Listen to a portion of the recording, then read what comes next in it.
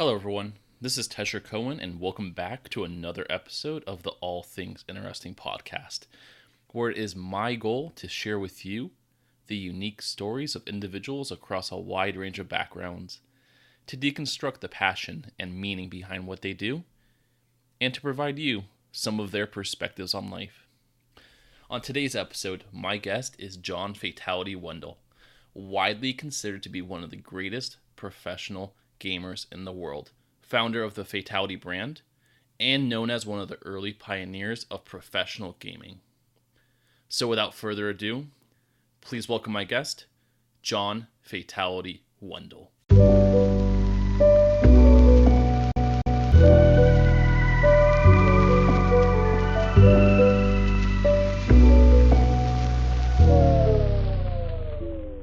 All right, we're off with another episode of the All Things Interesting podcast, and I'm excited to have my guest today, Wendel Fatality. How are you, John? Good, man. Just getting ready for New Year's. How about yourself? I'm doing great. Was on a short winter break here, so excited to get the ball rolling again once more with the podcast. And it's great to have you on as one of the first few guests of the 2020 year. So thanks, man. Appreciate it. Yeah, let's get things kicked off here. So we have a lot of questions to kind of run through here, but for those who don't know who you are widely considered to be one of the early pioneers of eSports and one of, if not the greatest player of your generation. And we're going to be talking a lot more about that throughout the show. But before we do, I want to start off by asking, what would you say your influence was for getting into video games, and more so the first-person shooter genre, which is, for those who don't know, is the FPS genre? Well, I think, me being born in 1981, Nintendo was one of the first games we played, Atari, simple PC games like Microsoft Flight Simulator. I played a lot of games as a kid, but I actually grew up as an athlete, playing mostly sports, and gaming was something I did on the side. It was to fill my competitive drive and so forth, to compete against, my brother or sister or my parents or whoever. I just wanted to beat people. But that was kind of like the beginning of it. And then I think there was a tournament in 1993, I believe it was, for Blockbuster. They had this tournament for playing NBA Jam, Clay Fighter, and Sonic Hedgehog 3, I believe it was. So I competed in that tournament, and that was the first time I ever really trained for a tournament, when I was 12 years old or around that age. And so I went there and I took first in my city for NBA Jam, and I thought that was really cool. And after that, actually before that, I was playing Mortal Kombat a bunch, player versus player at arcades and at pizza parlors and stuff like that as a kid. I used to love saving up my quarters and going to 7-Eleven and playing Mortal Kombat. And Mortal Kombat was really kind of the first game I really felt was really player versus player. There was intense strategy and tactics and precision and so forth in the fighting games. And shortly after that, the internet finally launched to the mainstream in the early 90s. About 94, I believe, I hopped on the internet, and then I started playing, Doom, and Doom was a first-person shooter. And I thought first-person shooters like Doom was amazing because when you're playing, a fighting game, it's just linear. It's just guy on the left, guy on the right, and you're just going at each other, casting spells on each other or fighting or whatever the deal is. Whereas an FPS game, I felt like I could do whatever I wanted to do. So if I chose to go around this corner or play this fight this way or be unique, I felt like I was free. And that's what excited me about playing first-person shooters at a very young age. I wasn't born until 93, so I kind of missed that first portion of the 90s when they had Doom and Quake, and basically Half-Life was just coming out in the late 90s. But I was around when they had Wolfenstein Enemy Territory out and the early Battlefield games, so I know that feeling when the competitive nature kind of arises from that. Now, did you wake up one day and say to yourself, I'm going to be a pro gamer? or did it just kind of happen out of a whim? Well, I mean, I played, basically my whole teenage life in tournaments around the Midwest, and I won every tournament I entered. And I knew I was good, but I didn't know how good I was. But there wasn't really any money on the line, so it was like basically bragging rights, free internet for a year, a modem or a cell phone kind of prize. Mm-hmm. And so, I think when I turned 18, they started offering these bigger purses where actually I could possibly travel to it, and I had the money to travel to it. You might remember the story of the guy winning the Ferrari playing Quake 1 in like 1997 at E3. Mm-hmm. And I didn't have the means to even go to that tournament. I wanted to go so bad, but there was no way I was going to have the money or resources to even get there. And so for me, having my first shot to go my very first pro tournament wasn't until 1999 when I had about $500 saved in my bank account, and I had a friend that lived in Texas, in Dallas, that was going to let me crash at his pad, and we were going to train for 2 weeks to go into that tournament. Obviously, I guess just before that, I was training with one of my teammates online, and he was telling me how good I was, and I didn't really know. Like, I didn't. And so I played him. I drove up to Omaha, Nebraska, and I trained with him, and I beat him 10 games in a row. And he just got back from competing in a tournament in London. And so he just won the tournament in London, like, pretty easily. And he was like, Johnathan, you are really good. You have to go to the tournament. You're going to win money. And so I was like, okay. So I saved up my $500, and I traveled down to Texas, and I ended up taking third at my very first big top-tier professional tournament, and winning $4,000 at that tournament. And then shortly after that, that kind of like launched me into the idea, like, wow, I can make a living playing video games. I have to see where this ends. And then I've been on that voyage ever since. Wow. I mean, that's crazy. I mean, thinking about it from back in the day, on a whim, I'm going to go to this tournament across the country and try to win money playing video games. What was the reaction from your friends and family about that decision? I mean, everyone was just, my mom wasn't supportive of it. I actually moved to my mom's house to pursue it. Uh-huh. My dad understood my competitive drive, and I told my dad, I have to find out. I have to find out if I have this skill or not. Because I've always thought I had really unique hand-eye coordination reflexes. I always thought I had, I had something extra. And so, but the thing is, I never really got to fully put it on display.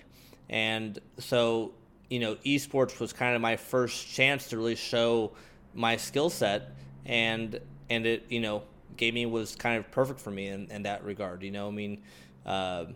don't have to live on a mountain to be a snowboarder. You don't have to live in Florida to be a golfer. You can literally be a gamer in a basement, logging on the internet and playing your heart out, and you have this immense amount of skill, and you want to showcase it, and eSports allows you that to happen. Would you say that your family or friends were a big influence on your decision to become a pro gamer at that time?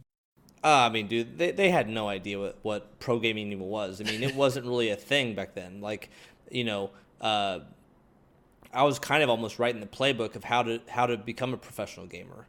There was people before me that were playing professionally and making some money here and there, but the way I was going to do it was going to be different than everyone else. And obviously launching my own brand and so forth associated with me. You look at people like Ninja, Shroud, or Dr. Speck, they're all like kind of replicating my playbook of branding themselves and marketing themselves in the way I did. Now, in that 1999 CPL Quake tournament, you took third place. Yeah. How would you describe that tournament being your first professional tournament that you attended? I think I should have won it. Well, the very first tournament, an RNG thing happened in the game. So I remember it like it was yesterday. I remember, how I died. I died to a spawn kill to lose a 9-7 lead with 1 minute left. And the guy who ended up winning the whole thing, I destroyed in practice games. And I later on got revenge, and the next year at E3 I played him 1v1 and beat him 10-0. Wow. So like, I had something random that happened in the game towards me, and that's when I learned about RNG and like holding out your spawn and things that you have to learn. When you're in the heat of the battle and you're competing for a lot of money, people are gonna play differently. And but I wasn't really playing differently. I was just playing how I play, and my play style back then was very aggressive. So my aggressiveness actually made me lose that 9-7 lead, and so it was it was awesome and a lot of fun. But my dad was pretty excited about me bringing home the $4,000 check, and it was just a fad. It was just we didn't know what it was going to be yet. But my dad was like, hey, if you can make this kind of money on the side of doing your regular job and regular, going to school or whatever you're going to be doing, you'll have a much easier life. Now, were there a lot of nerves going into that tournament, or did your regiment or training prepare you to be focused and confident going into that? Well, I think, practice is very important. It helps you be ready for all the moments that could possibly happen in the game. So if you're playing against really top tier level opponents, you learn about things that can go wrong or go right, and how do you adapt to those kind of moments. But yeah, I think practicing, being prepared is the most important thing. But when you get in a tournament, different things happen. I realized, drinking highly caffeinated drinks before I play is not a good idea, because that made me shaky. And I was like, man, I'm never this shaky. What is going on here? And so for me, those kind of things were driving me nuts. But also, I had an ultimatum on my performance to that tournament, because if I didn't win any significant money at that tournament, I was going to quit. Quit the fantasy of trying to go pro or whatever the deal was to make a living playing video games. It was basically my ultimatum to my dad is like, if I don't make any money, I'll quit and just go full-time school, get a career, get a job, start a traditional lifestyle in Kansas City, Missouri.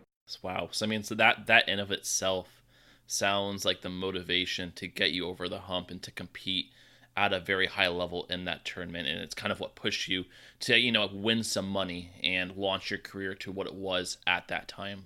Yeah, I was playing 10 hours a day for 3 months leading up to that tournament. I was definitely committed 1,000%. I was still going to school at DeVry, going part-time, doing 2 or 3 classes that semester. And eventually, after winning that $4,000 and so forth, I came back and I had more tournaments coming up. I went to Sweden to represent USA. I played against the top 12 guys in the world there. I ended up winning 18 games straight, losing 0 against the top 12 guys in the world. Instantly became like world ranked number 1. And basically everyone knew my name then. But I remember going to my counselor at college at DeVry, and I was only there for 6 months. And I was telling them what I was doing, and I just got this company to pay me $30,000 a year to play and wear their shirt and use their products and so forth. And he was like, "Man, it sounds like you shouldn't be going to school. It sounds like you should be doing that instead for now, and then come back to school when you're done having fun." And so I took that advice very seriously and basically left school and decided that full-time professional gaming was the thing I was going to do, and I ended up making over $110,000 that year in 2000. So it was definitely a very very good choice. Wow, sounds like the right decision there.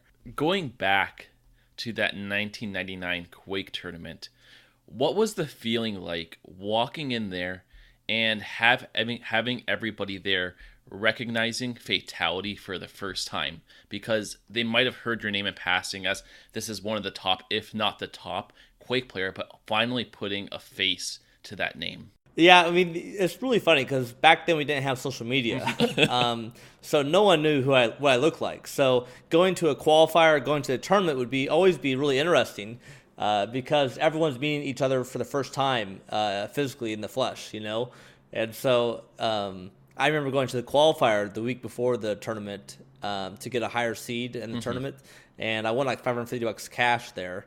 But I remember just being in the kind of like in the common area, and all of us gamers just kind of waiting to see what computer we have to get on and start loading up our settings and playing the matches. The they're all talking about Fatality. And so I was like, I'm not going to say a thing. And so I'm just sitting there, and they're all talking about, oh, his play style. He's so good at aiming. Like, he's definitely the best player right now. They're just like hyping me up like crazy, but they don't even know I'm physically in the room. And I'm just sitting there with them like, oh yeah, I heard he's pretty good. So and so it's just so funny being there. And then later on, they realize that I'm Fatality, and I beat them like 20-0, whatever the deal is. And they come, it's like, dude, you're Fatality this whole time. It's like, yeah, I was having too much fun listening to you guys. I couldn't say a thing. Yeah, that must have been an awesome moment. You mentioned that at the end of that tournament, you and your dad didn't realize what the full potential or the future looked like for esports. Now, in your Players Tribune article, you mentioned the skepticism you faced in your interviews from esports being a fad and a waste of time to being overly violent. How did you address these misconceptions, and what would you say the skepticism has turned to in the last decade? Well, I was at the very forefront, one of the early pioneers of esports. So I got the opportunity to kind of live that life of people saying it's not a sport, it's not a thing that's going to be popular in the future, or it's very violent and so forth. So I was kind of like the Johnny Appleseed going around the world, basically telling the world what esports was, educating people on what I'm doing and how I'm making a living at it. I was an anomaly, I was pretty much the only guy really making a living playing video games. And that comes with winning. If you did not win, you could not make a living playing video games back then. Right. Counter-Strike came along and started offering some more top gamers to start making money. So you basically had the Quake players, myself, and you had the Counter-Strike players all making like decent money. And I think I was winning the most out of everyone, just because I was playing an individual game instead of a team game. And that's how I always looked at it. I was like, you go where the money is if you want to make it as a professional gamer. And so anyways, I guess the skepticism was that it's not going to last forever. And so I just started kind of like, marinating my thoughts in that. And I was like, well, all I can control is winning. And so I just kept winning for years on end. I mean, I won from 1999 till 2007. I won a lot of matches, a lot of tournaments, and won a lot of world championships. And so during that time, I think about 2 or 3 years into it, I could think in 2002, I believe it was, about 2 or 3 years into my career, I decided to create the Fatality brand. And that's when, people were like, what are you doing? You're selling mouse pads? And and so it was fun calling up. I would call up distributors and say, hey, I'm making this mouse pad for gamers. And, I'm creating basically the first oversized gaming mouse pad. Mm-hmm. It did not exist in the market. I literally created the large gaming mouse pad. And so I was making pallets of these out of Utah with a company that used to make this mat. It was actually a printer mat. It was actually used for printers. And I was like, hey, that would be a really good mouse pad. And I actually been using it for the last 3 years. And I'd like to put my logo on it and sell it as a gaming mouse pad and sell it for $20 a pop. And so, I was making 6x on my money or whatever the deal is. And it was just a great investment and a great start of basically the Fatality brand and being a professional gamer. And like I said, you look at people today, everyone is copying this playbook. So from those interviews and from your early years as a pro gamer, it kind of launched you into a position in which you were basically the ambassador for esports. What would you say that was like, and what was some of the responsibility that you gained through that role? Well, being the ambassador, it was if anyone covered esports, they were calling me. It was just that was like, it's like, you're going to call Ghostbusters, you're going to call Fatality. It's like, that was kind of the rationale back then. And, you look at like Ninja, he's having a lot of that popularity and fame right now. Mm-hmm. And so that's kind of like an equivalent of what he's doing and what I did, back in 2000 to 2010. And it's a lot of fun, you know. I mean, there is a lot of responsibility because you have a lot of people that look up to you, and they look for you to be kind of like, you know, this light for the industry, and try to be positive minded and forward thinking. So when I've had the chance to be interviewed by 60 Minutes and Time Magazine and be featured on the front page of Business Week and make top 10 of ESPN, Sports Center, and all these different accolades that I've had over the years, you know, I've always tried to put esports first, always. And, you know, you just have to defend what you love, you know, and for me, it was a very natural thing. I wanted it.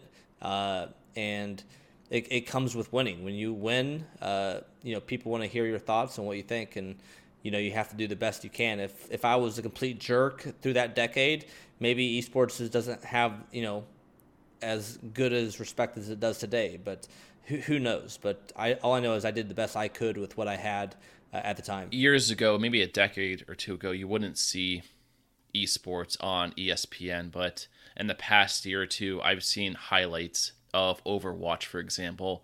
Well, I made top 10 on eSports Center back. I've been on Outside the Lines, ESPN. I've been on Cold Pizza. I've been on Cold Pizza.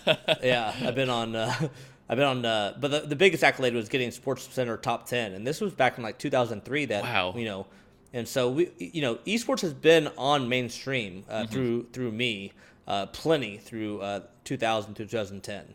I mean, there's, you know, the amount of media I received during my prime. My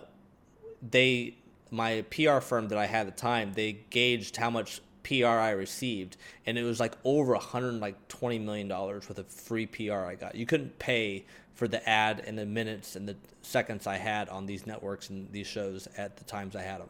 Whoa. So you were basically the face of esports from that time onward. Yeah, basically from 2000 to 2010, it was kind of my domain. I mean, you know, even like in, you know, there's even in the esports earnings, you can see, like, if you ever looked at that, like that kind of that number chart, it shows like, you know, player winnings by whatever tournament earnings. Basically, the whole decade, 2000 to 2012 or 11 or whatever, I basically was the highest earning esports player in the world. So, you know, I definitely made a mark in the esports world during that time, and it was definitely something I worked very hard for. What would you say was your defining moment in your career, and what about it stood out? Was there a specific moment in your career that kind of made you think, wow, I made it? Well, you know, every time you win a world championship or a major championship, it feels like you're on top of the world. And all those tournaments feel like you've done it and made it. But I think the one that kind of put the cherry on the top was really my last world championship I won, because it was a game that I was not the best player in the world at. I joined the game a little bit late, and I got a chance to play for 18 months in this one Pacific game, which was amazing. I loved playing tournaments every month in a different country. I thought it was the most amazing thing ever. It really felt like playing a sport, you know, because you have to train, you have to prepare, you have to go there, and you have to be physically in that country or whatever it is to compete against the best players in the world. And it was in 2005. I played in the $1 million World Tour Finals. So it was a combination of like 10 cities in 10 different countries, competing against the best players in the world. And then the finals was in New York City and Times Square. And I was the underdog. Coming into the finals, I was actually in the lower bracket. So I had to beat my rival, whose nickname was Vu. And I ended up winning the first set 2-0 to even it up. And then I won the next two games 2-0 as well, and ended up winning the world championship in 2005. And that's when I was featured like on 60 Minutes, and they, you know, I was on TRL the next day, and just, you know, everything you can imagine PR wise, I got, you know, Wow. Front Page Business Week, Time Magazine, ESPN. It was just, you know, anything and everything that you could get worldwide, I got it. And so it was definitely a high that was unbelievable. And also I was really launching my Fatality business at the exact same time of that championship. So it basically blew up, you know, in the sense of like, you know, just the amount of success the brand and business had after that. And even to this day, I still have residuals from that win. So it shows you the power of winning, and doing something, that leaves a mark in history is, it does last sometimes a lifetime. The tournament you're mentioning right now is the season-long Painkiller tournament Yeah. in 2005. As a late adopter to that game, how did you kind of go about preparing, and what are some ways you carried over your experiences from Quake, Doom, and Counter-Strike into being able to compete at a high level in that game? Well, it was still a 1v1 deathmatch game, which I've already won, I think at that time, 8 or so championships in that genre. But the game was different. The guy who was number one in the world at that game was leaps and bounds ahead of everyone. And so, I would give him run for his money in the early days, but like it was just, I wasn't there yet. It took me 12 months to catch up. And it basically just took a lot of practicing. It took a lot of looking at other people's play style, looking at how people play the game, trying to replicate what they're doing that is right and what I'm doing that's wrong. And then just kind of like admitting like, hey, mouse accel is maybe not the way to go. Maybe I should use no mouse accel. And so this is a thing. So if you move the mouse faster, it goes faster and so on and so on. But mouse accel is what I use all the time in Quake and typically all the shooters I've played throughout my career. And I always felt that it was faster, snappier, and more accurate. But the problem with all that accuracy and so forth is that when you're running around in Painkiller, if you had mouse accel on, when you make a turn or jump, it would slow you down in the air. So it's kind of hard to explain, but basically your movement would be slower with mouse accel. Right. With no mouse accel, and you're basically making perfect turns, perfect circles. It would give you like a little bit of a boost of acceleration in the air, and that's when I realized when my opponents were always running away and getting away from me, it wasn't really because, I didn't have the ability to keep up with them. It was just that mouse accel was slowing me down. So I changed my sensitivity to no accel, and then instantly I was chasing people down. I was finishing off the kills. I was one step ahead of my opponents almost all the time, and I was playing at the optimal speed. And movement was king in Painkiller. And so once I figured that out, I went on to the 12th month mark.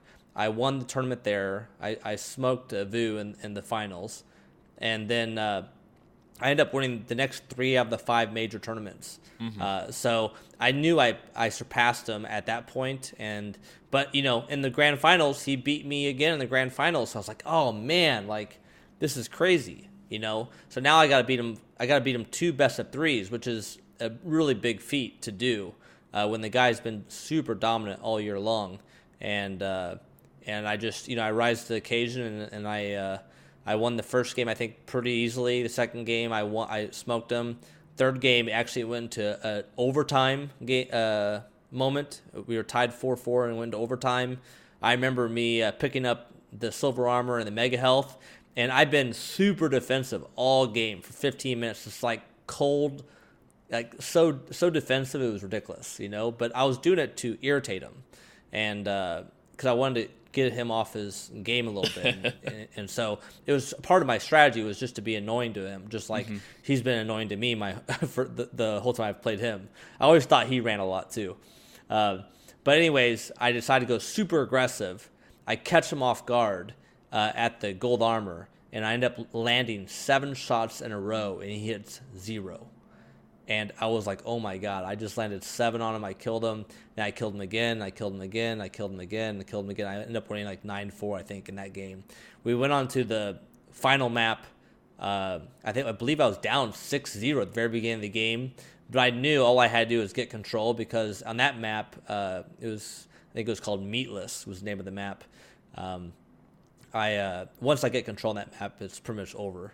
And so I think at when I was down 6-0, I caught a jump pad and shot a stake gun on his backside and got the kill and then went on to win the match. Wow, that is absolutely incredible. So it really just sounds like a lot of being really competitive and being the top when it comes to gaming is all in the detail, whether it be modifying the acceleration or the sensitivity in your mouse to just the minor changes in your key bindings, things like that. And it really does sound like it makes a big difference in your ability to compete in those games. Oh, 100%. I mean, look at games like Fortnite right now. Fortnite, there are so many binds and things to do, to edit, to build walls and all this stuff.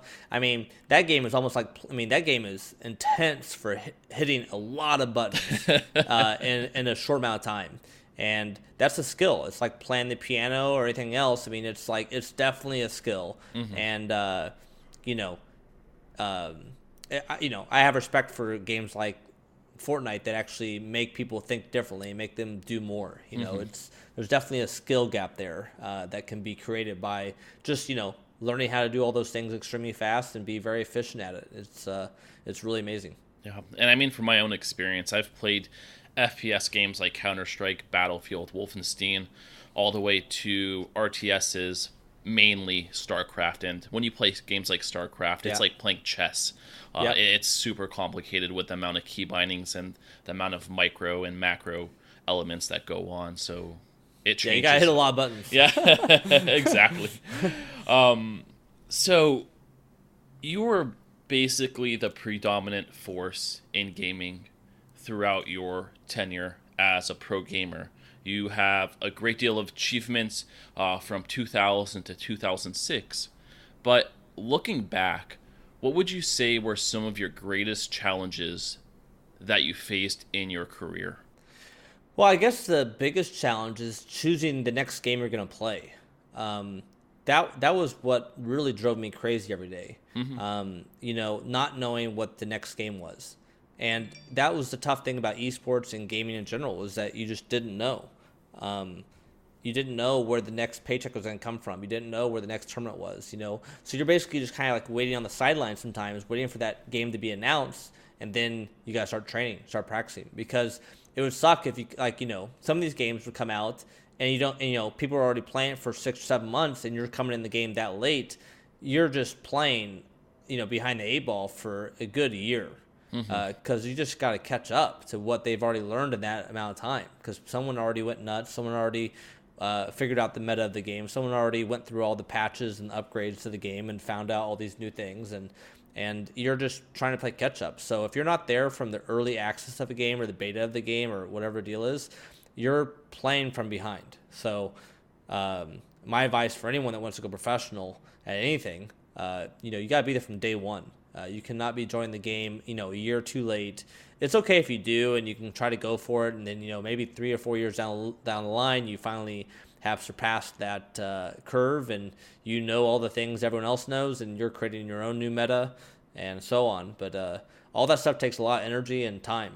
Do you see that kind of impacting or prolonging the lifespan of certain games, or do you think it's going to be a challenge moving forward with certain games lasting maybe 2 to 3 years and then it's on to the next game? I mean, how is it going to impact esports as a whole when there's a constant influx of new games that are going to have a competitive aspect to them? Well, the thing is, if you're playing Fortnite, or you got a lot of security over the next few years probably. And who knows? It might be a game that lasts a very long time. Maybe it lasts a decade or more. So you have security, you have job security in that if you're a professional gamer and you have the talent and skill and the drive to be the best. And then, you have, Counter-Strike, you have League of Legends, you have Dota. I mean, all these games have life. They have future, potential of making a lot of money, and, you're not going to lose out. So the thing is, like back when I was playing Quake 3, I thought I was going to play Quake 3 forever. I was like, oh my God, I'm going to play for a decade. I'm going to crush everyone for a whole decade, and I'm going to love it. Just like you look at NFL players playing football and other sports, you look at the top players, they're playing their sport forever, right? So they know how to train. They know how to prepare. They know what the game consists of. They know who the players are. They know their people's strengths and weaknesses, right? Mm-hmm. Well, the thing is, when you switch to a new game, when I went from Quake to Unreal Tournament, I lost all that. I lost all the knowledge of the players. I lost all the knowledge of like how the fights go down. And I had to start over from scratch again. And that's really hard for people to do. And that's one of the feats I also have, is that I'm a world champion at 5 different games. Most people can't say that because they didn't go through the process of learning a new game from scratch again. Once the guys who become these Fortnite World champions, they might only be a Fortnite champion for the rest of their life. And that's it. They don't have the multiple championships and different game titles and so forth. And that's how they kind of titled my rivalry with Vu back in the day. It was basically you got the best painkiller player in the world, Vu, and then you got the best gamer in the world, myself, going head to head in New York City. So the build up for that match was intense. There's over 90 countries tuned in on MTV Overdrive. This is before Twitch TV to watch that match. It was an extremely hyped match, hyped game, and it was definitely proof of concept that stuff like Twitch should exist. Mm-hmm. And this is 2005 we're talking about, right? This is way pre-Twitch, but definitely there was desire for people to watch these kind of events and watch this type of gameplay go down. Mm-hmm. And that's absolutely incredible. During its time, it pretty much foreshadowed what esports is today, with that many countries tuning into a single game that I'm assuming not everybody's even watching. It's just the hype for what it is. It's such a unique experience, and that competition alone expanded the viewership for gaming as a whole and probably launched what is now esports today. Yeah, it was definitely a catapulting moment in esports, that event. And I was very fortunate to be the victor of that event, and then also I got to travel the world and go to all these trade shows, conventions, and I did my Fatality shootouts across the world, challenging people and have hey, come play against me, and we did that all around the world with PR and media, and just constantly trying to give exposure to esports and how amazing it is and the opportunities that gamers have in this space. And that's what I've always been trying to do, is just trying to raise awareness of esports and how much fun I'm having winning.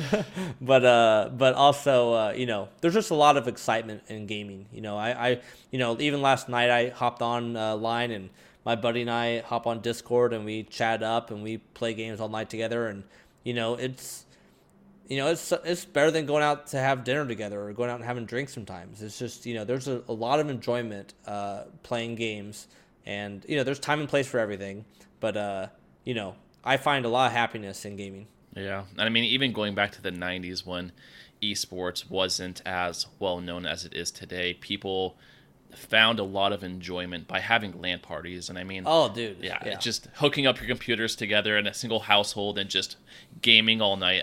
Those were good times for many people. So. I used to throw LAN parties all the time. Like, Day 9 Artosis. Yep, Day 9 and Artosis from StarCraft. So they came to my LAN party that I hosted when I was like 17 years old at this shack of a building with no heater and then cold winter. And I invite everyone there to play Quake, and I see these guys playing StarCraft. I'm like, why are you guys playing StarCraft? I was playing Quake. And but I'm hosting the event. I'm charging everyone $5 to hey, who wants to play in a tournament? I'm doing a StarCraft tournament. I'm doing a Quake tournament, and whatever you guys want to do. And but yeah, those guys came to some of my LAN parties way back in the day. So I used to love doing LAN parties, and that was a lot of fun. But LAN parties just don't exist anymore. It's just not a thing because everyone has better internet at home. It's equivalent to playing on LAN to some degree for some people. And but there's just I try to do LAN parties every once in a while, invite people over to my place, and I have 3 or 4 systems here at my place, so I always set up some spots for people to come over and play games. But I don't know, just the internet has come along so far with voice chat and fast internet. The LAN party thing is just like kind of like a pain in the butt to find a venue, get all the tables, get the chairs, get the power strips, get the network hub going, get the servers up, get the internet into the building. Like, there's just like 5 million things you have to do. And like a lot of these games today don't even have LAN support in the first place. Exactly. So in reality, the games have almost killed that whole lifestyle of playing games. And you mentioned Day 9 and Artosis. I throw Red Eye in there also, among others. But you guys were literally the face of gaming. And I would say today, looking back, all three of you, and there are many others out there, would be considered icons looking back. You were the ones who established esports for what it is now in professional gaming, going back to just hosting simple LAN parties. You were all together during that time, so I find that to be absolutely incredible to be, for all of you to be part of that, really.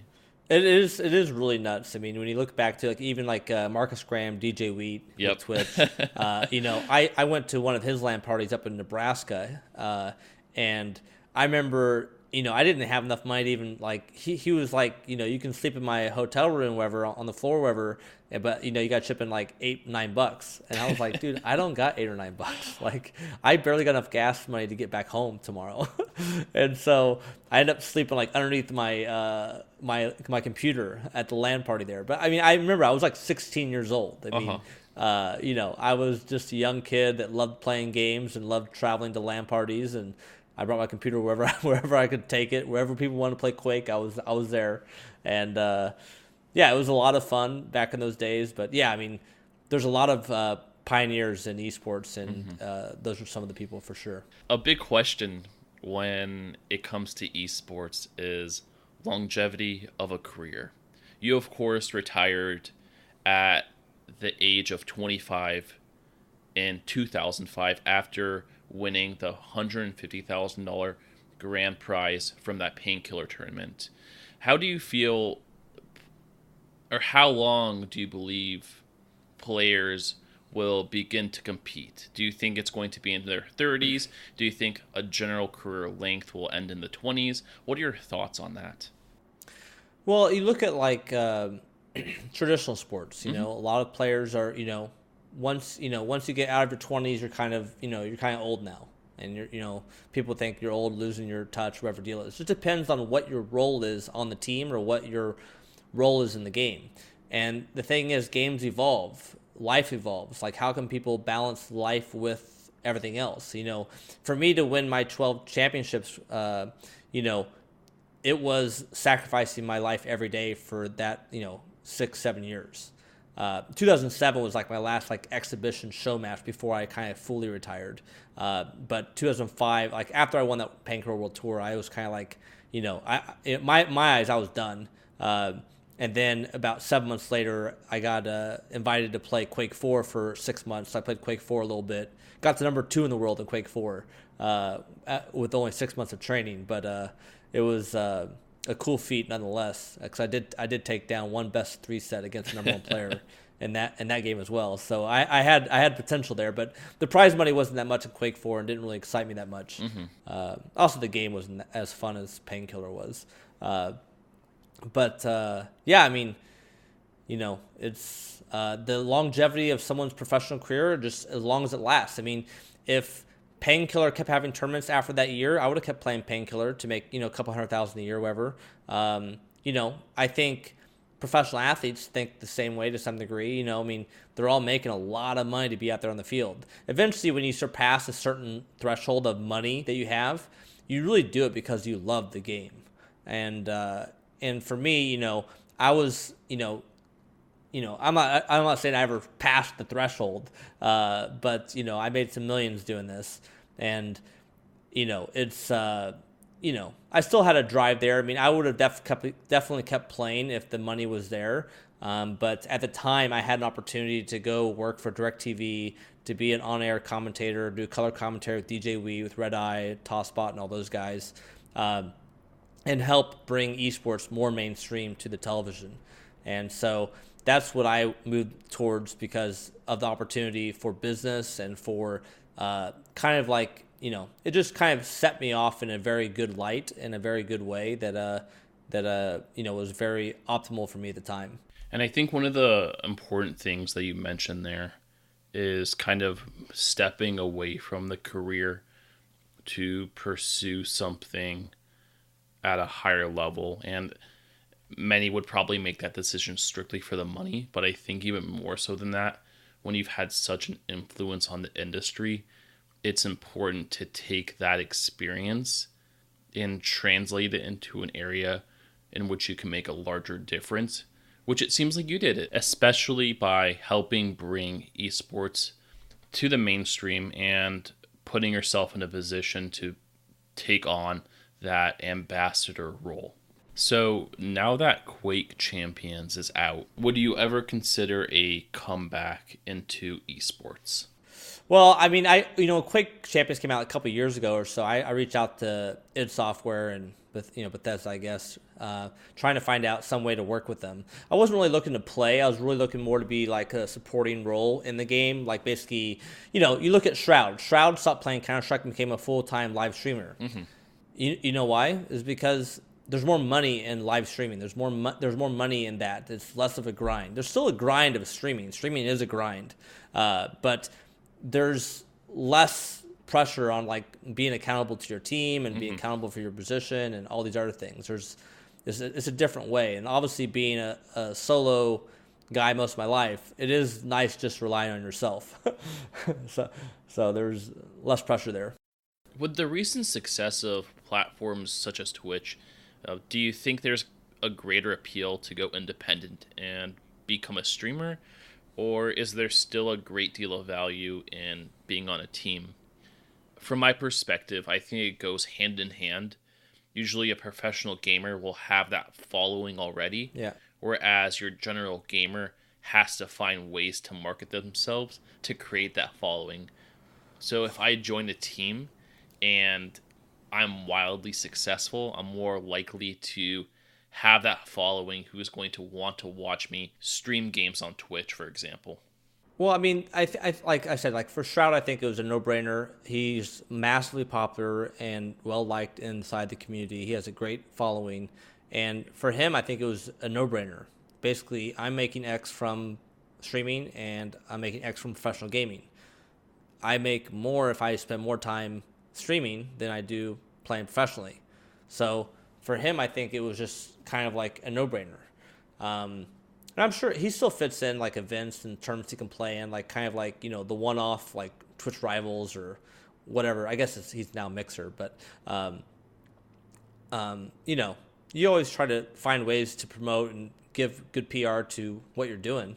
But I think that it's easy when you're an individual. Like I've won one championship playing team play, 4-on-4 Quake 3 team deathmatch, and I think we won 15 grand or 20 grand. I forget how much, but that team was special. I knew the team I was on and the team that we had was all my favorite guys. I mean, we had another guy just like me, CZM, extremely talented at the game. He approached the game almost mathematically rather than just like raw skill, which I loved because it's like, do you attack or do you not attack? Well, the odds say that I should not attack. Okay, just not attack, or, I'm going to place a rocket here because this rocket might lead to me getting this shot, and then I kill him. And so he approached it very mathematically. I love playing with him. He was a very good player. I played with him ever since he was a teenager, like 13, 15 years old. And the two other guys in the team were just great team players, and I loved playing with them. And winning the championship we did back in 2001, I think it was Frag 4 at CPL. It was, in some ways it was almost a walk in the park, but we were playing against the best teams out there, and we were undefeated for like 2 years. So we knew what we were doing, and we were very talented at team deathmatch.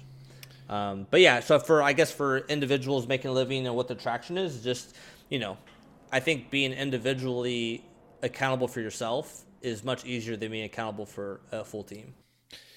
Going back to your career as a whole, were there any moments you considered quitting? And if so, how did you navigate through these? That's actually a funny question. I think, I was only playing video games for maybe 2 years or a little over a year.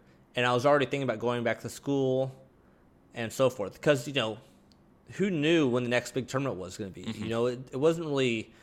I haven't really figured out how I was going to make, future money from this, because every year I'm not working, I'm losing out on maybe a year of my life in the end of retirement. So that's how I thought about it. And so I had to really start thinking about my future. I think it was right after I played Quake 3 in like 2001, 2002. So like 2002, I was kind of like on the cut, like 2001, 2002, I was on the cusp of like, okay, do I keep playing Quake and making, 20 or 40 grand a year or whatever deal is, and, whatever I can scrounge up from sponsors or whatever deal is, and keep this going, or do I go back to school and like get my life in order, And when I was going through this process, I started to realize, my friends were telling me how much people talk about me and so forth. And that's what kind of sparked my interest of creating the Fatality brand. And I've always wanted to make products, even when I was a teenager, for gaming, just because I used to have wrist pain when I played so much on a small mouse pad. And that's what kind of gave me the idea for this larger gaming mouse pad, so I could rest my forearm on the mouse pad. And that would take off the pressure off my wrist and allow me to game more hours. Mm-hmm. And so I was always thinking these kind of thoughts back in the day. So then I launched the mouse pad business. I started making 5 or 10 grand a month selling mouse pads. That basically gave me breathing room to kind of do my own thing. And that's when I really saw the business potential of the Fatality brand. And I was like, wow, if I can make, 6 figures selling mouse pads, imagine if I made some headphones or some sound cards or something else, And so the light switch went off in my mind, and every day was about that, getting the deals done, finding the right people to work with, finding a business team. And so every day I was out hunting for building things. And I was going to do it myself. I was going to get VC money and do it all myself. But it turned out, I still needed to train and play and go to these tournaments and win to keep building the brand. So that's what kind of drove me to train as much as I did and win as much as I did, because, I wasn't going to have a successful brand if I didn't win.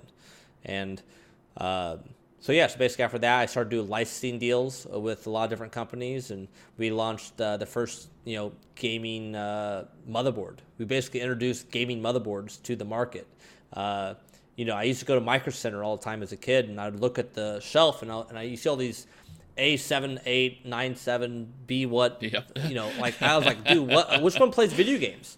Which one do I need to buy? And you'd have to look on some review site to find out which one is most overclockable, which one does good with gaming, heat, and so forth. And that's what kind of gave me the idea. It's like, man, I make a Fatality mousepad. There should be a Fatality motherboard. We should make Fatality everything, so that when people see Fatality, they know it's for gaming. And so that's what drove me to create the branding I did in esports and gaming. And, I've been making motherboards for over 15 years. 15 years now. 15 years I've had motherboards in the market.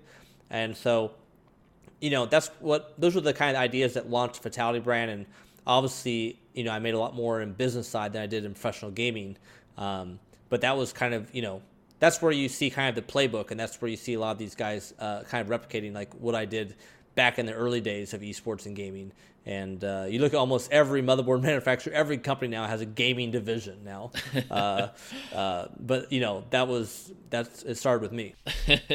Exactly. And you see it left and right nowadays. You'll see products like CM Storm or Logitech or SteelSeries or Corsair, branding their products specifically for gaming. And I personally think it's a great idea. I think it's super helpful when there are products out there, whether it be hardware or keyboards and mouse pads, for example, that are designed specifically for gaming. It makes my life a lot easier when I don't have to go out and research countless different products just to find what I'm looking for. And I mean, granted, it's a lot easier nowadays when you have sites that list out the best products, but I think the branding itself kind of adds some competitiveness between a lot of these gaming manufacturers. So I think it's a great thing to see, and I honestly hope it continues. So touching upon your brand here for a moment, Fatality,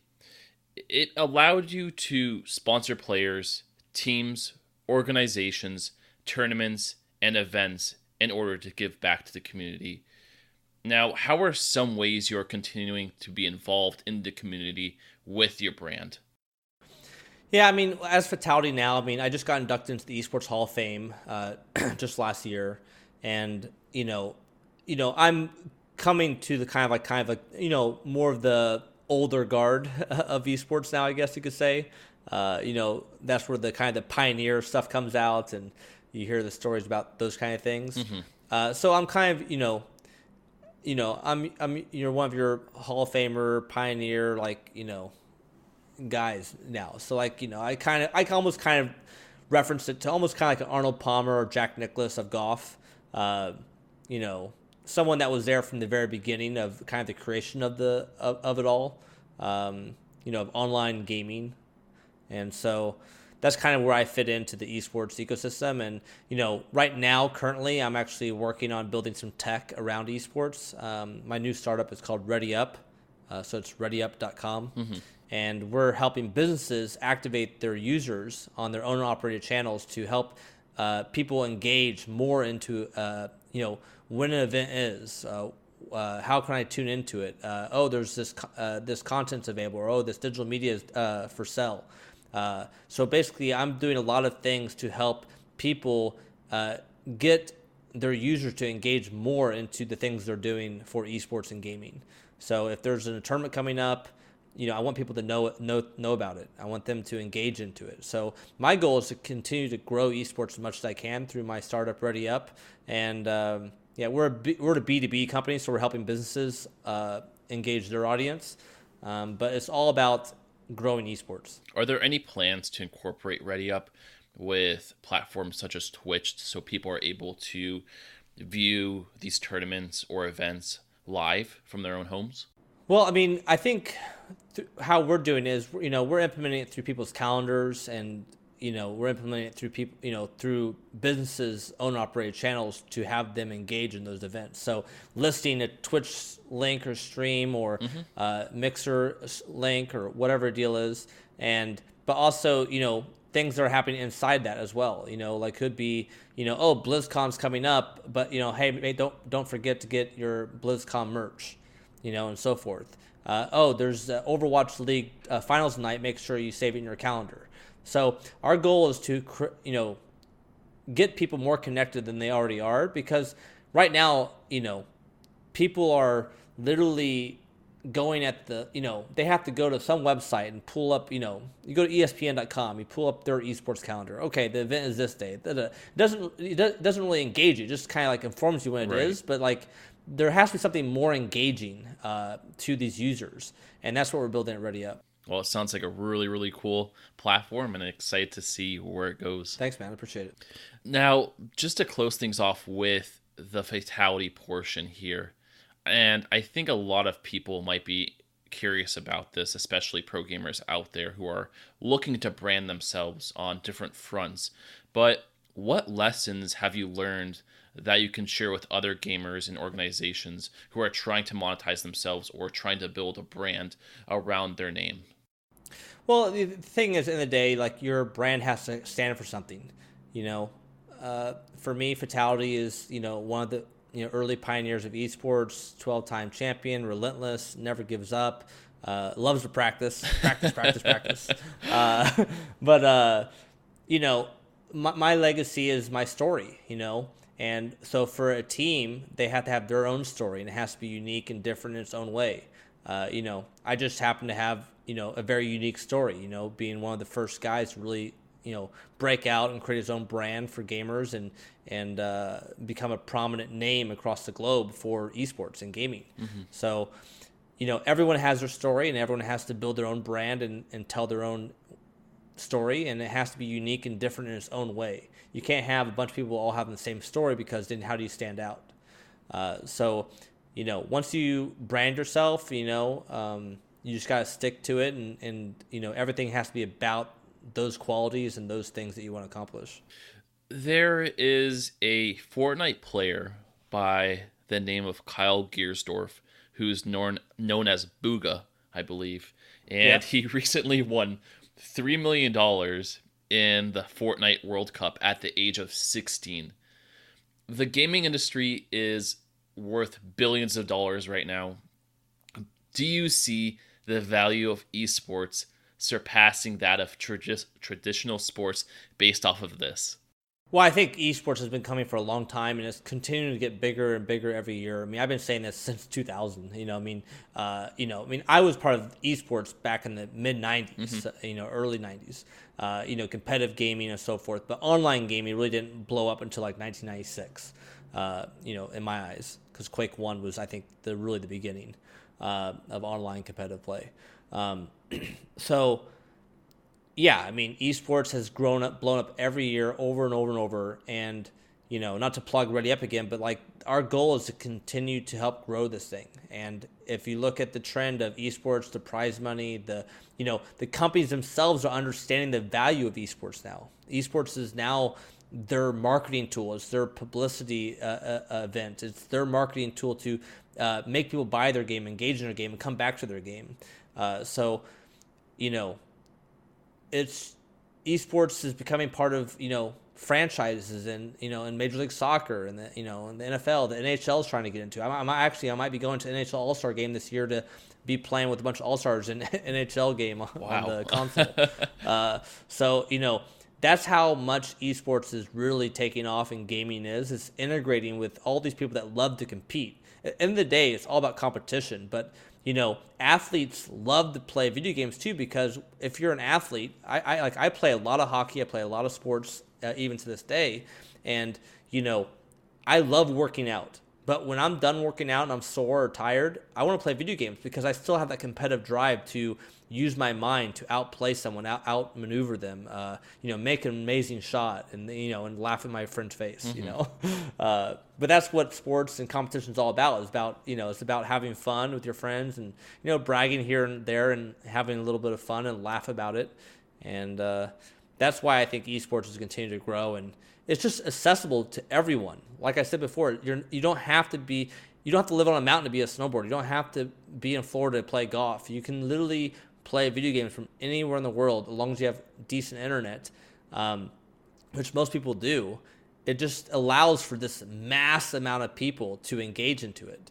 I mean, I'm not gonna, when I'm out of Kansas City, Missouri, I'm not gonna be a world champion tennis player out of Kansas City, Missouri. It's just not gonna happen.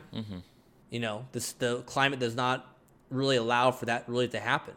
You have to live somewhere warm. You have to have the luxury of training all the time. The weather has to be a certain way and so forth. There's different places that you live in the world that kind of define who you are, what you can be. The internet does not have that limitation. Mm-hmm. From what you mentioned, there's a lot of assimilation from traditional sports and esports, whether it be Robert Kraft purchasing Boston Uprising, and there are other examples out there. But there's a lot of people out there that say gaming isn't a sport. What are your thoughts on this, and what would your argument be for labeling esports as an actual sport? I mean, I don't know if it's really even like something to even talk about, really. I mean, I know people want to say it and so forth, but the things that I do in traditional sports, the same way I outplay my opponent, the same way I be aggressive or defensive at certain times or whatever deal is, I do the exact same thing in the video game. Mm-hmm. So if I'm playing hockey and I want to go around a guy, I might slow play him and then sprint around his left side and get to the net. And the same thing in the gaming, I might pretend I'm playing super defensive, but all of a sudden then I teleport behind you and then I'm super aggressive on top of your head and I'm shooting you in the face. So the things that we do in sports are very relative to esports in a lot of ways. Obviously, the hand-eye coordination, the reflexes, the way your brain thinks to outplay someone, outmaneuver him, outthink him, and predict what he's going to do next is the same thing you do in traditional sports. So there's tons of parallels. The one that you don't have is the physical exertion. Right. I'm never gasping for air after I'm playing a game of Quake or whatnot. But my heart rate does rise when I play video games, and when I'm in an esports environment, it does rise because you're in a competitive moment. You are trying to compete and you're trying to take this guy down. So your heart rate does naturally rise because you are competing. But yeah, the physical exertion thing is not there, but I feel like almost everything else is there. So it does have its own parallels, and just due to the lack of physicality involved doesn't mean it's not necessarily a sport, because there are certain things like hand-eye coordination involved, strategy involved, things of that nature, which allow it to kind of add to the competitive aspect of it. Yeah, it's a beautiful thing. Like, I mean, I love I love tricking people on the ice rink, and I love tricking people in the video game. It's the same high either way. So, what are some of the things in your everyday life as a pro gamer that people wouldn't necessarily see? Well, I mean, when I was training for my world championships, I typically woke up, played 4 hours, and I'd go for a 2 or 3 mile run every day. And so I think a lot of people kind of like think that gamers are typically not fit or they're not outside that much. But like for me, throughout my career, I actually thought physical fitness was actually a very important part of my success as a gamer. So I ran every day. I did sit-ups and push-ups, stuff like that. I didn't spend too much time doing it, but I mean, like, I get my 30 plus minutes in a day, and it's all about training and playing as much as I can. But I think that's one thing that people maybe don't see is that some of the guys that really care about winning, they are guys who might also look at their physical fitness and so forth to be in good shape and have good energy and to be clean energy while they're gaming. So for me, like I don't like to I like to have a big breakfast, but actually during a tournament I don't eat much at all. The reason why is because I'm always afraid of food coma. So if your blood's going towards your stomach and not going towards your brain to your fingers and everything else, you're slow. And so for me, like I approached esports in my tournament very methodically, where I was like, how can I be the best I can be at this moment? And the finals is on day 3, day 4 of a tournament. How do I have the most energy on day 4? So leading up to the tournament, I'm running every day, 2-3 miles a day. I'm doing the right things. I'm not drinking, I typically don't drink much caffeine. Like back in the day, I drank like, juices in the morning, water, tons of water. And that was kind of it. No alcohol. I thought alcohol would, it kills brain cells, right? I think it actually does. I can actually tell it does. In the sense like, I was very clean when I played professionally, and I think that helped me immensely to be healthy with my body, but also it made me a better gamer. Now, looking back in the 90s and early 2000s, you didn't really have the ability to prep against certain players by viewing a lot of their videotape. What would you say was the general process for preparing for a tournament in that sense? Did you practice for certain situations and play styles? And how did you go about enduring the long hours of practice? Well, typically when you're training for a tournament, and like, the training and the boot camps I did personally were all private boot camps. So the people that train with me were sworn to secrecy. There's no recording of any demos. If people ask you what Fatality's favorite weapon is or what favorite map is, I told them the response is he's good with all of them. He's good at all of them, whatever the deal is. And so if I ever found out they leaked any information, they would be exiled from the boot camp in the future. So I had kind of like my own rule set for people that train with me, and just told them this is how it is how I operate. And if you don't want to be a part of it, no big deal. But I promise you'll get the best training you can possibly get right here. And so, actually, funny fact, training for that World Championship in 2005, the CPL Tour World Finals, 3 of the top 8 guys in the world came from my house. Wow. So imagine that. 3 of the top 8 came from my boot camp. So my training works, and I know how to put people and push them to be their best. And some of these guys never even sniffed top 8. And then 3 of us, I took first. Other guy I think took like 5th. Another guy took 7th or something like that. But we walked out of there. 3 of the top 8 were from my boot camp. Have you ever thought about transitioning your success from your boot camp into owning and leading a professional esports team? Well, I've always thought about, having my own esports team and so forth. I mean, back in the day, I created a Free Players organization and sponsored a bunch of Quake players. But, and, I had Inevitable Fate, I think, my Counter-Strike team that lasted about 9 months. But it was a lot of fun, but there's a lot of risk running a team and doing all that stuff and so forth. And that's what you see today with people that are raising all this money to run these teams and organizations and so forth. It's definitely it's a battle to run a team and do all that stuff. I think I have a place in the future potentially if I want to go down that route.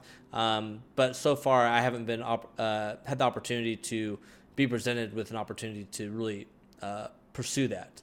I've been very successful at running my own business, and I run typically almost a pretty profit. I run a very profitable. It's like a pure profit business. So there's not much cost to do what I do, and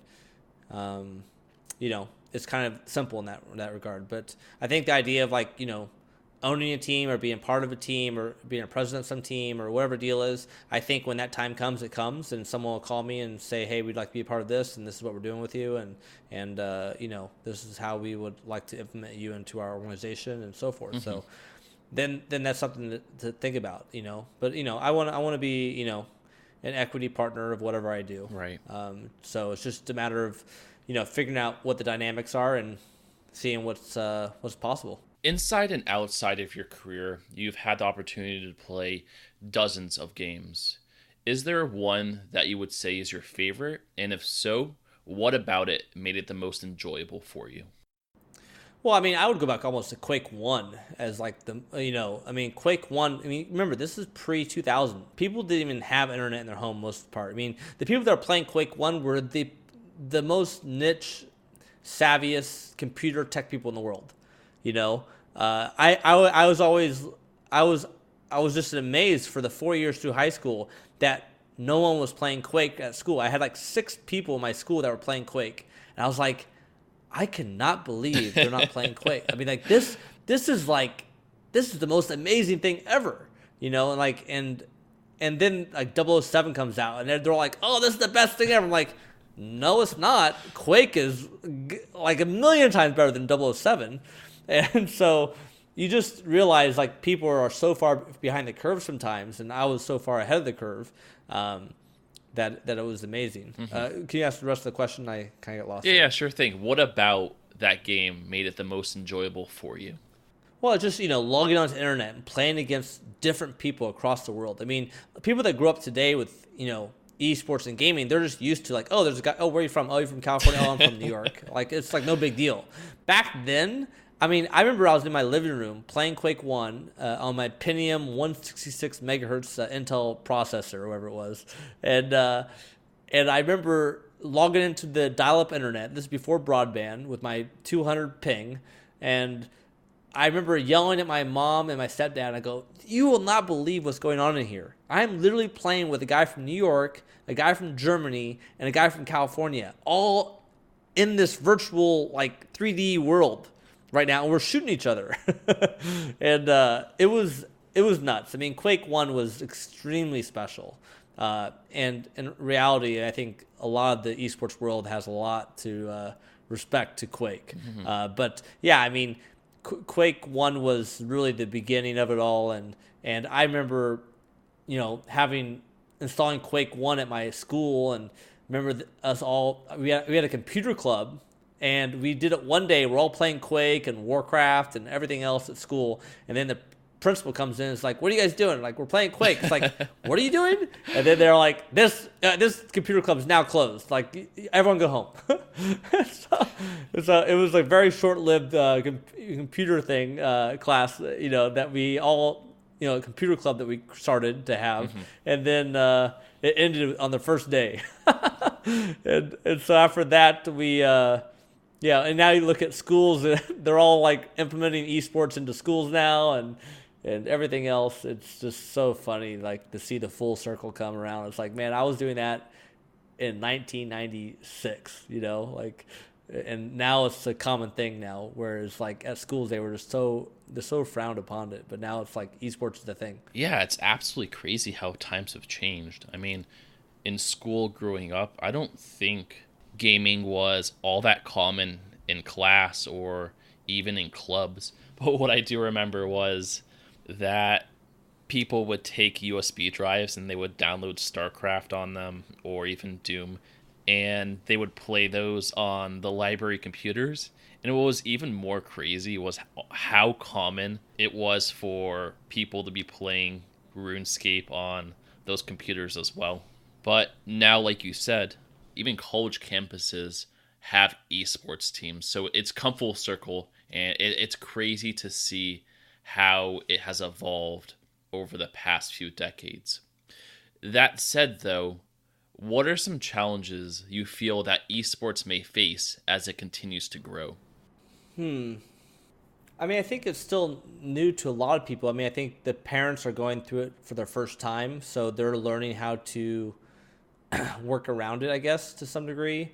I think just everything is so accessible. So it's like, I don't know, like it's trying to think of what could be like a tough thing, but I think it's just like the whole world catching up to what's going on is going to be the real task, and that's that's where I'm trying to come in on and trying to help facilitate that and with the companies I'm starting and so forth. But anything to make it easier for people to understand and so forth, and that's like literally what I try to do every day. I just try to like educate people on what we're doing, what's happening, how it's going down, and try to put similarities to traditional sports so they aren't too scared. But the thing is today, like especially the next 10 years, almost every parent that has a newborn child or has a child upbringing and so forth, they're all gonna know about esports. They're all gonna understand what it is. They all know. They all get it, and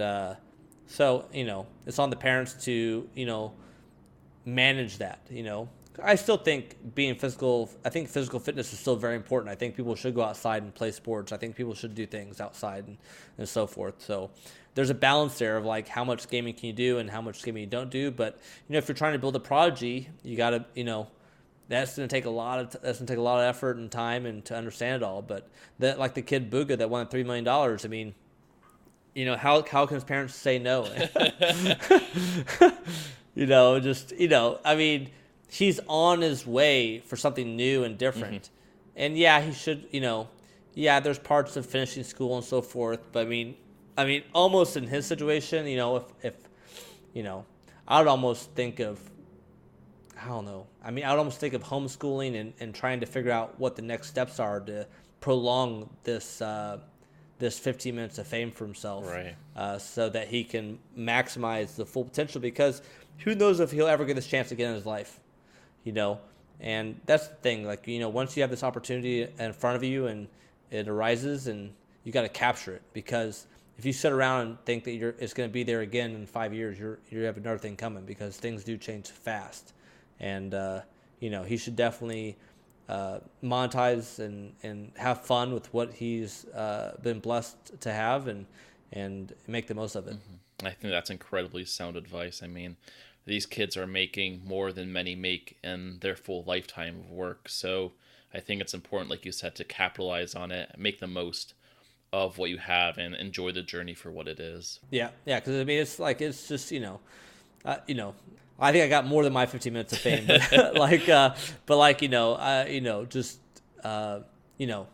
you just have fun with it and enjoy it, and that's what I've always tried to do, and just having fun allowed me to still be here today doing all these things like I am with you right now. Mm-hmm. So it's just I'm in a very unique position. So I'm sure someday I'll be the really old guard. If I'm like 67 years old, it'll be you remember those days, yeah. I'm still 38, so I'm still not that old yet, but I know there's a lot more to go in my lifetime, and I'm looking forward to it.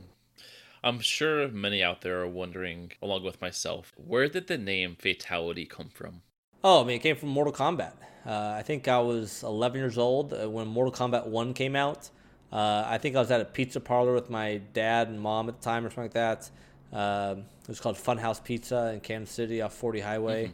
Mm-hmm. And I went there and I heard this noise, and I look around. It was, I think it was like Kano kicking Sonya in the face and blood coming from her cheek or something. And I was like, whoa, no way. Like, that is crazy. And then these older teenagers were playing the game, and I'm watching them play and kind of looking over their shoulder, and then all of a sudden Sub-Zero rips this guy's head off with the spine attached, and it goes Fatality. And I was like, holy crap, that is amazing. Like I was like, this game is insane. Not only the graphics, but the sound and everything was just so immersive. And so I instantly became hooked to the game. I wanted to play it more and more and more. This is before the internet came out, so I used to log on bulletin boards on BBSs to log in and create a nickname. So it asked my alias, and I have a clue. I didn't even have a clue what an alias was, and so I'm like 11 years old, so I just don't know a lot yet. And so I called my neighbor and I asked him like, "Hey, what's an alias?" And he's like, "Oh, it's like a nickname." "Oh, a nickname, that's cool." And then he goes, "Yeah, you can pick whatever you want." And he's like, "You never seen Top Gun?" Like Maverick and Goose. I'm like, "Oh yeah, definitely." So then I sat downstairs. I was in the basement where I was living at, wherever. I'm like trying to think like, "Ooh, what's my name gonna be? What's my name gonna be?" And then I'm like, my best friend in school at the time, his name was Taco, and I was like, I am not Burrito. so then after that, I was like, I gotta have something that's really lasting. And then, in my mind, I want to win, I want to dominate, and so forth. And then I start thinking about Fatality. I was like, oh, it's kind of weird to call yourself Fatality. Like it's kind of morbid and so forth. And I was just trying to get my head around, but it's like, no, wait, Fatality could mean winning because you already won, but this is like your last stamp on the win. Right. Like this is like, I don't want to just win. I want to rip your head off. And I was like, ooh, I really like it. And then I chose Fatality. So that was kind of like the whole idea. Like whenever I played in a tournament, I wanted to do a Fatality on everyone. I literally just want to rip their head off every time. And that was kind of like my demeanor back then. I was definitely a killer. And I was out there to, make sure people never forgot their moment when they played me. And that name Fatality, the brand itself, is incredibly synonymous with gaming. I remember I myself, when I got my first sound card for one of my old PCs, it was actually a Fatality branded sound card. So even before, thank you. So I found that quite funny. I know we talked a bit about the importance of physical activity when it comes to preparation and professional gaming. In a 60-minute interview, you mentioned something called Neuro Fitness. How would you describe it? Well, my description of it was, I would drink a lot of pomegranate juice. I was just doing things to help enhance like my neurofitness, so things that would make me healthy in general. So I was looking for anything to make me faster, snappier, have better reflexes, and so forth. So I would work on those kind of skill sets all the time. And I thought the physical fitness, like running, exercising, I thought that enhanced my hand-eye coordination, my reflexes. So anything that would help me think faster, I was in. And so, I used to talk really fast back then. And so I've slowed down a lot more over the years. But that was kind of the idea, was just to be aware that whatever I put in my body would slow me down, things of those nature. So I would drink pomegranate juice a lot before my world tour final win. I drank a lot of water. I ran a lot. I just, I ate, pretty decent. And that was kind of like my game plan, was just to be the best I could be every day and make sure that I was alert, aware, and sharp. In many of your videos, it's noted that you play FPS games with an inverted mouse. Yeah. How did that come to be? Because I can't imagine doing that myself. It was from day one. Quake 1 was the first game really to introduce mouse look, like up and down. And so I used to play flight simulators as a kid. So when I used to fly planes on a flight simulator, it's normal that you push forward to go down and pull back to go up, So playing flight simulators as a kid, my brain just got wrapped around it. And so when I started playing video games, it was just what it was.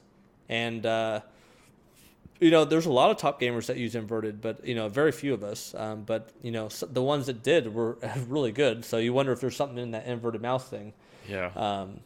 But No, but yeah, that's how I became an inverted mouse player, and everyone thinks I'm the craziest guy ever for doing it, but it definitely works. I mean, Jimi Hendrix played with an upside down guitar and he's left-handed, so I think that was pretty incredible. So I guess it must be something to do with top players doing everything inverted. Well, our minds work a little differently. Yeah, I I guess. guess so. So, in closing, I like to finish off with a few questions on your personal life and to get your thoughts on the future of esports. So, to just kick things off here, what would you consider to be your crowning achievement during your career and why? I mean, I think being innovative and creating the Fatality brand, in creating the technology and the products I did throughout my career was definitely kind of like a landmark for gamers and overall. But obviously, it was definitely my defining moment as a professional gamer and bringing something new to the esports world, showing that gamers can make more money from not only playing games but also building a brand around themselves.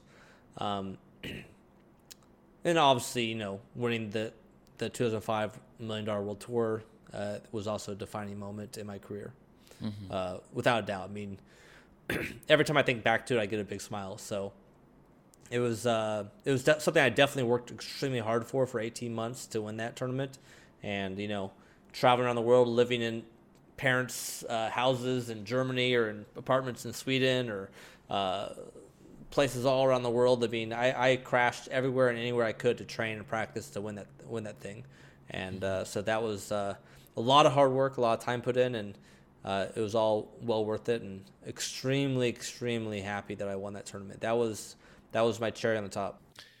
What games are you currently playing today, and are there any games coming out in the near future that you're looking forward to playing?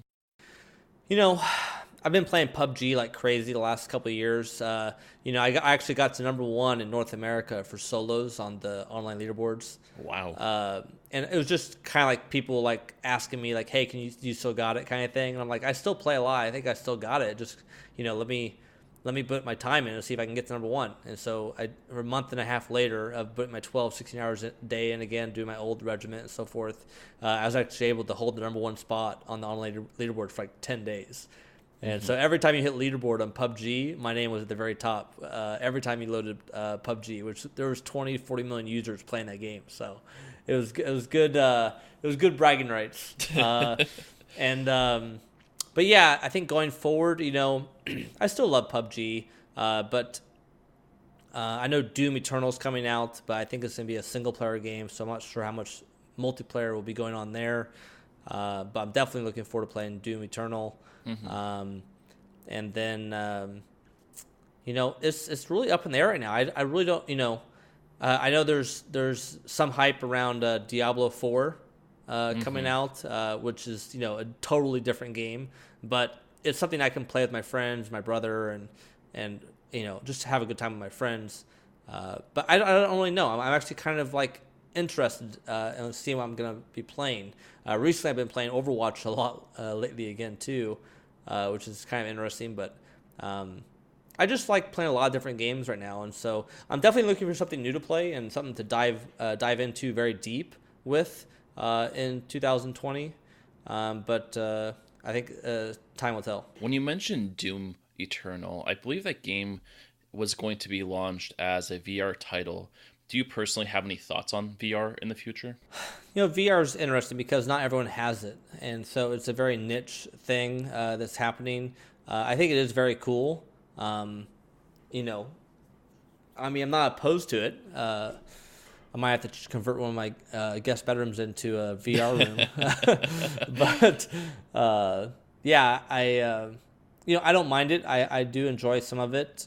I wouldn't mind playing it more. The thing is the accessibility by the millions of gamers out there. Not everyone has one, so I wonder how hard it would be to find a game, how hard it would be to get in the game, and so on, so on, so on. So it's one of those things like where. There's a reason why there's a gazillion people playing Clash Royale and Clash of Clans and all the, Supercell games. And there's a reason why people play the PC games because now everyone has a PC finally. We finally got everyone to get a computer. If people ask you a question like, so you a PlayStation or an Xbox gamer? And he's like, PC, like, so it took a long time to get people to understand PC was a thing. Like, I swear to God, it was not to like 2010 or later, people will start really understanding how powerful the PC is and how amazing it is. And especially with like live streaming and so forth, everyone's like, "Oh my God, I guess I have to get a computer now if I want to stream." And there's other ways around it, but yeah, I mean, the dominance of the PC is in full force right now, and people are understanding that. Are there any games that stand out to you as having a bright future as a professional esports game? Well, I mean, I don't see Fortnite stopping anytime soon. I mean, Fortnite's going to be amazing for a while. Fortnite, Dota, League of Legends, those three I think are just, Counter-Strike. I feel like those four are kind of locked right now. It'll be interesting to see what continues to keep growing and so forth and what happens over the next decade. But I'm sure we'll be in for a surprise for something. I can't wait for that moment. You've been there since the beginning, relatively speaking. What are your thoughts on where esports are heading, and where do you think competitive gaming will be in the next 5 years? Or even where do you hope it will be in the next 5 years? Well, I think it's going to be really interesting to see how these colleges develop their esports organizations and their players and so forth, and how these players represent their colleges and compete. I think there's going to be some interesting storylines there, and as PR and media get better at interviewing these people and putting the right people in front of the camera to talk about what they're doing and make it interesting for the audience, more people will tune in to watch those kind of things. So I think it's just something that we're all growing into still. I mean, even the commentators themselves have only been doing this for almost a decade or less. Some OGs are longer, but for the masses, I mean, commentating esports and so forth is still kind of a new thing, and I think it's just a matter of time before they catch up to the standards that we have in traditional sports, and so I'm looking forward to just more content, better content, more entertaining content, more professionalism from everyone. And I think right now we're like, it feels like we're all just graduated high school and we're all like in college and we're all trying to figure our way down the road. But we know that there's a job there, and we're just trying to figure out what that job is and how we're going to do it the best we can. So that's my view on esports right now, is that there's a lot of excitement. I know we talked a lot about Ready Up and your work as an ambassador in the gaming industry. What would you say is next for you, not only in that work you're currently doing, but as a major influence in esports as a whole? I'm a very authentic person. I've been in this scene since the '90s, basically when the internet came out, and I've seen it from day one. And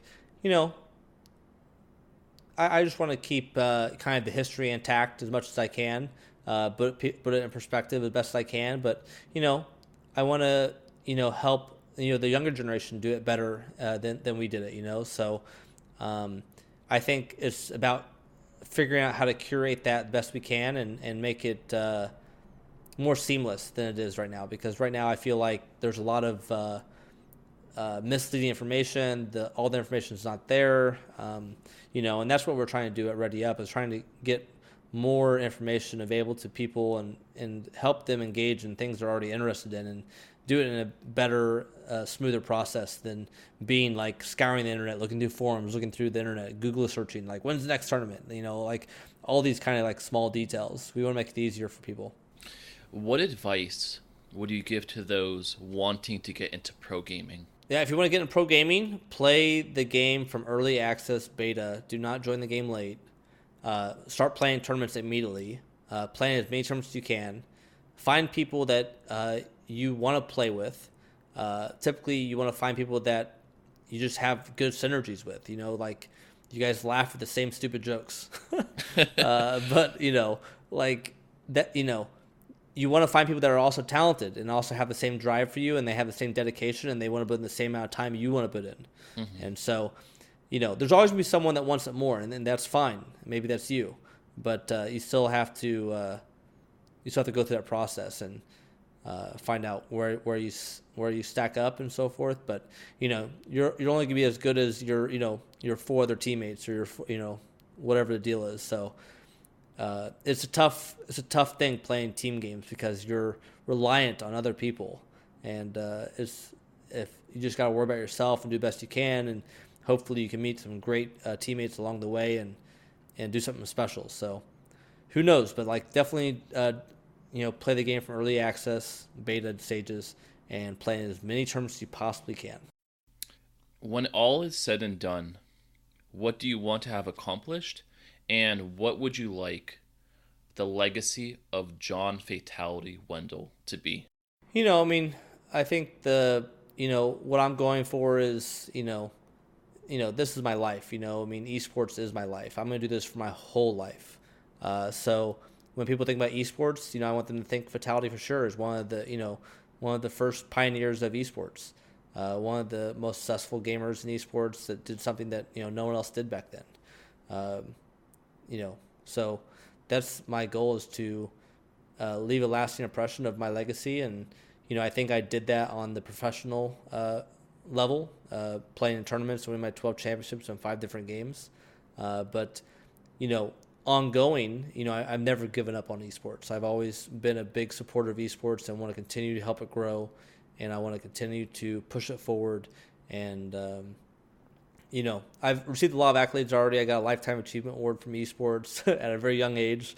I got inducted in the Esports Hall of Fame last year, and so my work is not done yet. I plan on making this my life goal, is to help esports grow and so forth. And my goal is to leave esports in the best place I possibly can when I step away. And final question: what would you most like to tell people that no one ever asks about? Oh, man, that's a tough question. I have no. Save the most difficult one for last. I'm always amazed. I think, just in a simple way to put it, just to say something. But I think the mainstream doesn't understand the work and time and the effort that goes in to be a world champion at esports and gaming. It is extremely hard. It's I would say it's like going professional in a traditional sport, but I think it's even harder sometimes because there's more players. There's a lot more going on, and it's just it's tough, and so when I was doing it, it was definitely all day, everyday thing. I sacrificed a lot. Sacrificed friends, family, relationships, and everything you can possibly imagine to be a world champion and to go for it. And so now that I'm done professional gaming and so forth, I have other life goals, I guess you could say. But training and the work ethic that goes into winning these tournaments and so forth is very tough. And a person that wins a world championship and looking the kid that Booga that won the $3 million, I think it's amazing. And I'm sure he worked his tail off to be as good as he was at the tournament, and any champion for that matter. It's not given; it was earned. Well, as an avid PC gamer myself, it's been an absolute pleasure to have the chance to interview you, John. It's been an incredible conversation to deep dive into your career, Fatality, and your thought on esports as a whole. So I greatly appreciate you taking the time to talk with me today. And for those, just to add, for those who are interested in reaching out to you, they can also find you on Twitter at Fatality with a 1, as well as Twitch at Fatality with a 1 as well. Yep. Definitely, man. Thank you very much. All right, and don't forget, you got to practice. Yeah. You got to practice. Exactly. That's the only way. That's the only way we never win anything. You got to practice. Exactly. All right, John. Thank you so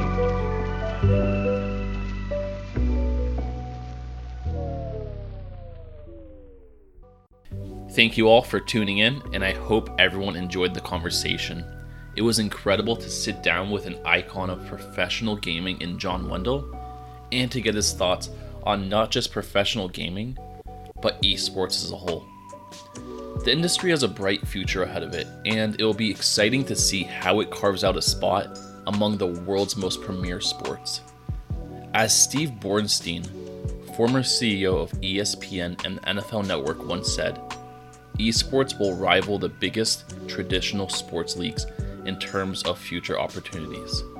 If you want to learn more about John, you can follow him on Twitter and Twitch at Fatality with a 1, and I'll be including the links in the description of the podcast as well. So thanks again for listening, and if you enjoyed the episode, subscribe on iTunes, Google Play, Spotify, or your favorite podcast hosting platform, and drop a comment. So thanks again, and stay tuned for more episodes of the All Things Interesting podcast.